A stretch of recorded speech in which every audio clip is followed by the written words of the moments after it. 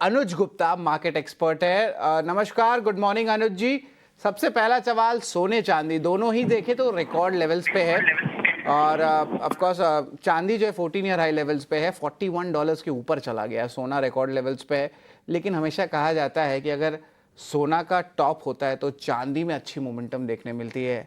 तो एक बार ज़रा बताएं डोमेस्टिकली कैसे प्लेस्ड है गोल्ड और सिल्वर, और यहाँ पे और दोनों में अपमूव देखने मिल सकता है या चांदी में और ज़्यादा अपमूव का एक्सपेक्टेशंस है? Good morning. Good morning. देखिए, गोल्ड सिल्वर में हमने एक बढ़त बनती हुई देखी है। कल भी हमने देखा कि गोल्ड सिल्वर में नए हाइस बनते हुए दिखाई दिए थे।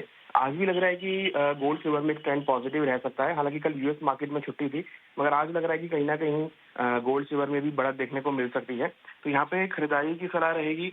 गोल्ड में करीबन 1,04,000 के आसपास खरीदारी करें। स्टॉप लॉस 1,03,450 का लगाएं। टारगेट गोल्ड में करीबन 1,05,000 तक हो सकता है।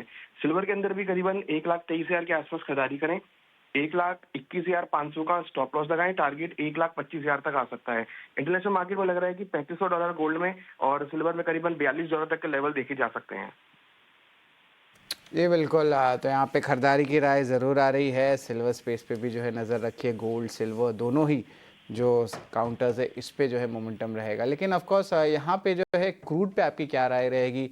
थोड़ी सी जियोपॉलिटिकल टेंशन ज़रूर चल रही है। $68 के जो आसपास बैरल है, और क्रूड एमसीएक्स की बात करें तो 5,700 पे थोड़ा अपमूव ज़रूर दिख रहा है जिस तरह ग्लोबल क्यूज़ आ रहे हैं। तो आप किस तरह देख रहे हो? थोड़े दिन में इंपॉर्टेंट मीट्स भी ओपेक वेपेक के आने वाले हैं, तो क्रूड पे क्या आपकी राय होनी चाहिए? यहाँ पे भी खरीदारी रहे? देखिए, क्रूड में अगर आप देखेंगे तो एक पॉजिटिव मोमेंटम बना है। रशिया की तरफ से सप्लाई कंसर्न्स हैं। जब से अटैक हुआ है तब से थोड़ा सा जियोपॉलिटिकल टेंशन भी गिराया है। हमें लगता है कि यहाँ पर भी धीरे धीरे मोमेंटम पॉजिटिव होता हुआ दिख रहा है। तो क्रूड में सितंबर कॉन्ट्रैक्ट में करीबन 5660 के आसपास खरीदारी का ट्रेड बनाना चाहिए। 5590 का स्टॉप लॉस लगाएं। टारगेट लग रहा है करीबन 5,800 तक देखा जा सकता है। तो सेंटीमेंट अगर आप देखेंगे तो क्रूड के पॉजिटिव होते हुए दिखाई दिए हैं।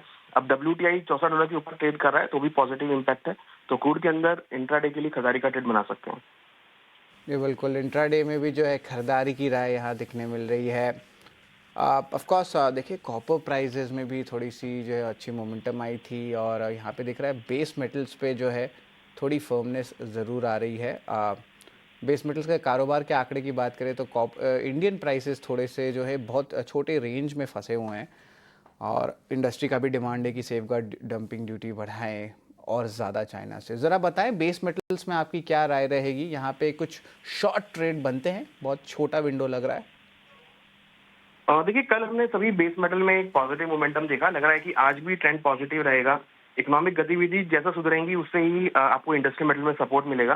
तो हमें लगता है कि कॉपर के अंदर खरीदारी का ट्रेड बनाना चाहिए। 895 में स्टॉप लॉस 889 का लगाएं। टारगेट 905 तक कॉपर में देखा जा सकता है। जी बिल्कुल।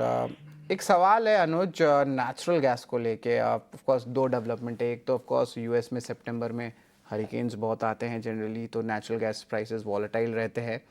और देखा जाए तो नेचुरल गैसेस जो मिडिल ईस्ट में जो sanctions bill to ship to के इश्यूज चल रहे वो भी आ रहे हैं, थोड़ी वॉलेटिलिटी है।